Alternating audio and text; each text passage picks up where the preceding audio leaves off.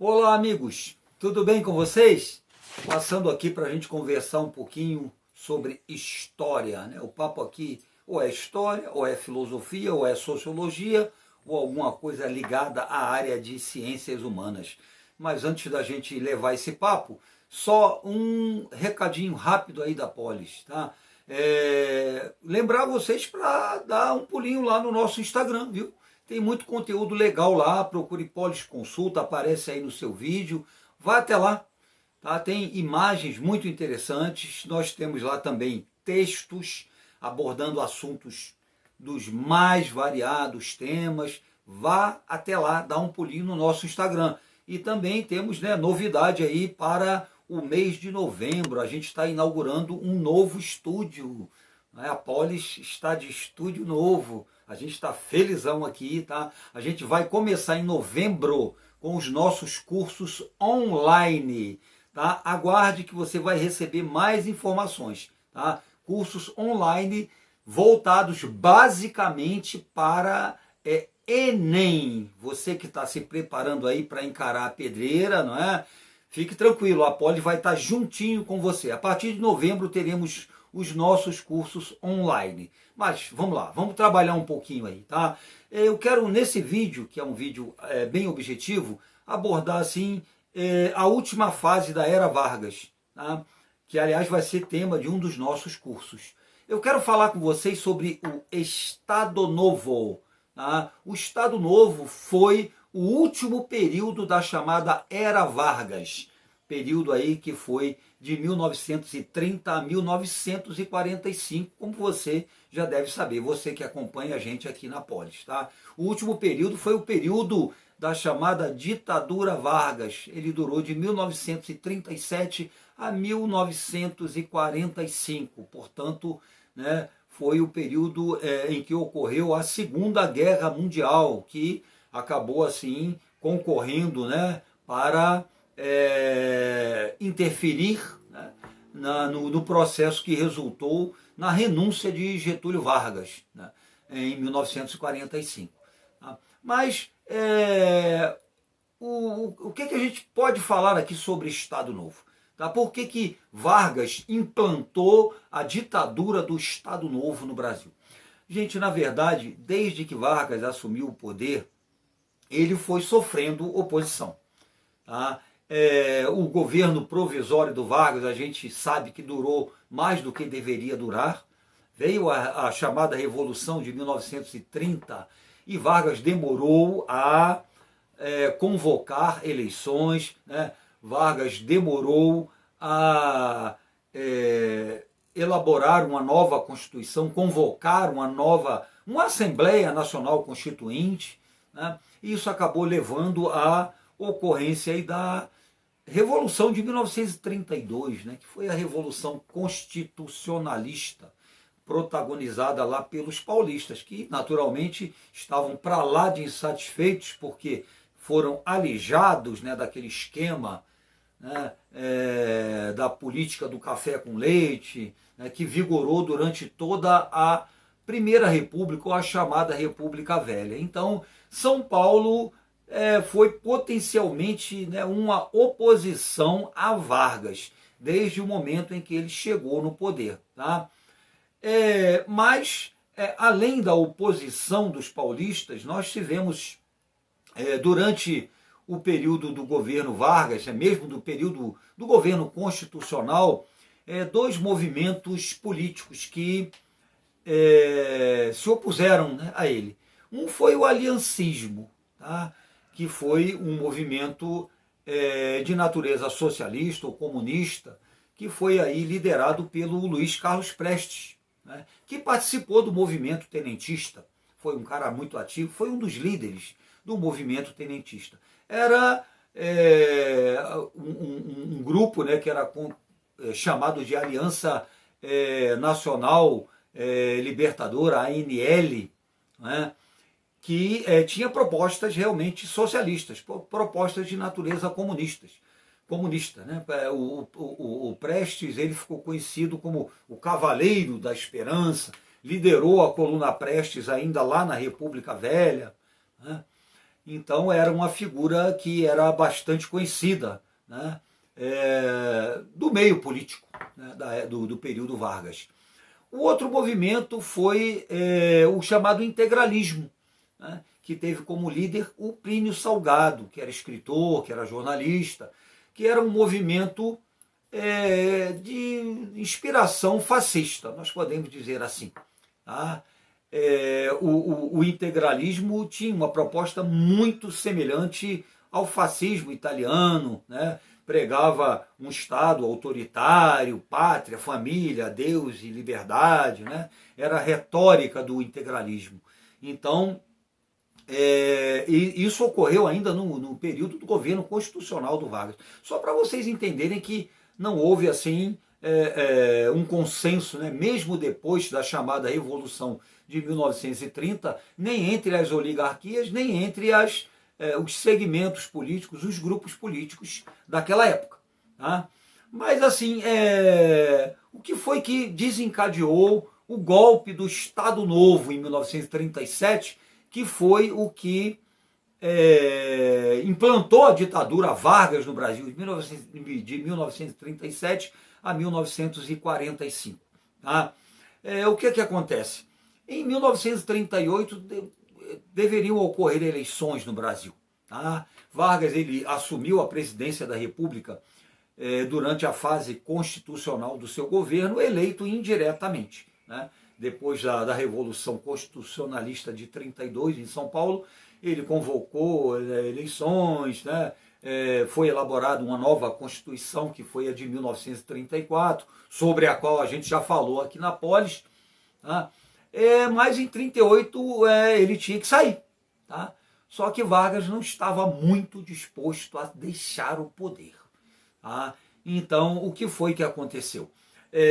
Ocorreu aí a chamada intentona comunista e a chamada intentona integralista, que foram duas tentativas frustradas de golpe, né, da chamada da Aliança Nacional Libertadora, a ANL, né, do Prestes, e a intentona integralista, né, que foi do movimento integralista aí, do Plínio Salgado. Foram duas tentativas que não resultaram em nada. Né? Foram duas tentativas mal planejadas, né? E que assim o Vargas conseguiu reprimir, tá? Mas que serviram de justificativa para que ele alardeasse que o Brasil estava tendo a sua integridade política, né? Estava sob a ameaça do comunismo, né? Principalmente em função da intentona comunista. E aí, o que acontece? O Vargas anunciou aí a descoberta, né, pelo o serviço de inteligência do governo, o general Olímpio Mourão Filho, que foi um dos que participaram, né, aí da Revolução de 1930, ele teria descoberto um plano, né, foi o plano Cohen, né, um plano cujo objetivo era implantar o comunismo no Brasil. É um plano que mirabolante, né? Iriam matar figuras de Estado, né? Sequestrar, até matar o próprio presidente para, com o apoio soviético, implantar, né, o comunismo no Brasil. Né? Então isso foi alardeado para a imprensa, foi aquela coisa, as classes médias, evidentemente, né? Os militares mais conservadores ficaram apavorados com aquilo e tal, né? E o Vargas usou isso como justificativa para dar o golpe do Estado Novo. Ele fez tudo o que havia feito em 1930. Fechou o Congresso, dissolveu tudo, né? Nomeando interventores novamente, e aí extinguiu partidos políticos, né? E passou a governar como ditador, literalmente como ditador. Tá? E aí a gente tem um período do chamado Estado Novo, tá? Que foi realmente, como qualquer ditadura, foi um período muito difícil para o Brasil. Tá? Foi um período em que ele extinguiu partidos políticos, conforme a gente falou, tá? Ele passou a exercer um controle, né, sobre os sindicatos. Tá? Ele era populista, ele era trabalhista, né? Ele criou leis trabalhistas, Tá? Evidentemente, ele teve uma importância nesse sentido, mas também ele criou a figura do pelego, né? Do líder sindical, do presidente de sindicato, que era um porta-voz do governo. Tá? Criou o DIP, que era o Departamento de Imprensa e Propaganda, que era um órgão do governo cuja finalidade era fazer não apenas a censura aos meios de comunicação, a arte, não é, de um modo geral, mas também promover o governo, né, promover o governo mesmo com, né, ele criou a Voz do Brasil, um programa que existe até hoje, cuja finalidade era fazer assim apologia das realizações do governo, tá? Ele chegou a obrigar até estabelecimentos comerciais a terem um rádio ligado lá, né, na porta para divulgar os discursos dele, né, as realizações do governo. Gente, era lei, era obrigado no estabelecimento ter um rádio lá em alto e bom som para todo mundo ouvir. Tá? Quem estivesse passando pela calçada, quem estivesse no estabelecimento. Isso foi a época do rádio no Brasil, né? O começo da indústria cultural no Brasil foi a época em que a propaganda ela foi assim utilizada pelo rádio, né? Então deu aquela alavancada, né? O rádio foi o primeiro grande instrumento de comunicação de massa no Brasil, e o Vargas, como ninguém, soube usar o rádio. Tá? O cara era bom de microfone, isso a gente tem que admitir. Tá? Ele criou também o DASP, que era o Departamento de Administração do Serviço Público, que era um órgão que tinha função de, né, fiscalizar, né, os funcionários públicos, principalmente aqueles funcionários que ocupavam cargos de confiança, né? Mas também ele fez uma coisa legal, né? O Vargas ele criou concurso para o funcionalismo público, tá? Ele criou isso, sabia? Né? Porque até o Vargas não existia isso não. Tá? Então ele fez uma coisa muito legal. Tá? Foi a partir dele que a gente teve concurso público no Brasil, tá? Coisa que não havia até então. A coisa era, né, assim, os funcionários públicos eram nomeados aí por políticos, por vereadores, por deputados e etc. Tá? Mas em compensação o DASP ficava ali de olho em todo mundo, né? Sabe essa história de você ter uma foto do presidente assim em cada repartição pública, você vê aquela foto dele lá atrás? A gente até hoje em dia existe isso, né? A gente vê em algumas repartições públicas. Mas quem criou isso foi o Vargas, né? Tinha que ter a foto do velhinho lá, tá? É como se fosse assim, eu tô de olho, né? Então assim, o DASP tinha essa função, tá? De realmente fiscalizar, né? Ficar de olho nos servidores públicos para que eles mantivessem uma fidelidade àquela proposta varguista, não é, de governo.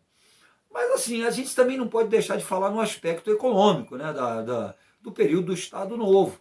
Foi um período em que o Vargas realmente investiu maciçamente na indústria de base, na indústria de bens de capital, na indústria de máquinas. Foi a época em que foi criada a Companhia Siderúrgica Nacional, a Vale do Rio Doce, o Conselho Nacional do Petróleo, quando muita gente falava que o petróleo não existia petróleo no Brasil, Vargas, né, criou o CNP, isso foi muito importante. Tá? Foi o período do nacional desenvolvimentismo, né? Aquela política econômica nacionalista voltada para a proteção das riquezas naturais do Brasil, recursos hídricos, petróleo, né, posteriormente. Tá? Então Vargas ele era um cara muito resistente, não é, a assim, o ingresso do capital estrangeiro na exploração de riquezas naturais do Brasil. Incomodou muita gente com isso, né, evidentemente. Tá? Quem estava a serviço do capital estrangeiro no Brasil, né, não gostava muito do Vargas, né, fazia aquela oposição a ele. Lacerda, né, Carlos Lacerda foi um dos... Né, o Corvo, como se ele era conhecido, ele foi um dos grandes opositores do Vargas. Tá? Mas o que aconteceu? Com o tempo, essa política dele, né, essa ditadura varguista, ela não tinha mais sustentabilidade.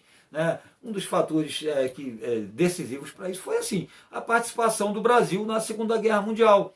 O Brasil lutou ao lado dos países aliados, das potências aliadas, Estados Unidos, Inglaterra, França, contra o autoritarismo, contra a ditadura hitlerista, né? O fascismo do Mussolini. E, no entanto, no Brasil, Vargas era um ditador. Ficou uma coisa assim meio contraditória, né? E a imprensa batia em cima disso. Lutamos contra a ditadura e estamos sendo governados por um ditador. Vargas não teve outro jeito, ele teve que acabar, né, promovendo uma distensão no seu governo, né, promovendo uma redemocratização diante de manifestos, né, como, por exemplo, da UNE, a União Nacional dos Estudantes, né, que foi às ruas exigindo, né, a redemocratização do Brasil. Houve o chamado Manifesto dos Mineiros, foi um documento elaborado por políticos mineiros, também exigindo a redemocratização, tá? E o Vargas não teve outro jeito, ele teve que convocar eleições, pressionado, né? Ele convocou eleições e passou a apoiar o Eurico Gaspar Dutra, né? Como seu candidato, né? Pelo PSD. E o mais interessante é que, debaixo dos panos, ele assim, apoiava uma campanha que ficou conhecida como queremismo. Já ouviu falar em queremismo? Tá? O queremismo era o que? Era um movimento, né, espontâneo, né, do povo brasileiro, né, clamando a permanência do Vargas. O nome queremismo vem de quê? Queremos Vargas, queremos Vargas, queremos Vargas. Ou seja, não queremos eleições, queremos continuar com Vargas. Ele jurava que não tinha nada a ver com isso. Jurava. Não, eu convoquei eleições, eu não tenho nada a ver com isso. Não é? Então, assim, ele liberou a formação de outros partidos políticos, só que realmente, não é, a situação dele ficou muito insustentável. A imprensa foi implacável, a UDN do Lacerda foi implacável, né? E o Vargas acabou ficando isolado politicamente. Tá? Então, o que aconteceu? Tá? Uma frente, né, liderada aí pelo general Góes Monteiro, né, por mineiros, por paulistas, evidentemente, né, por classes médias, enfim, por aqueles que temiam a continuidade do Estado Novo, pressionou Vargas e ele acabou renunciando em 1945. A situação dele realmente ficou muito insustentável. Tá? E foi aí que acabou o chamado Estado Novo, o período da ditadura Vargas. Mas ele voltou depois, tá? Ele apoiou o Dutra foi eleito e veio o segundo governo Vargas, mas isso é papo para outro vídeo, tá bom, gente? Então é isso aí, tá? Não esqueçam de deixar o seu like se você gostou aí e o seu comentário para nós é muito importante. E aguarde os cursos online da Polis. Gente, beijo, obrigado por tudo.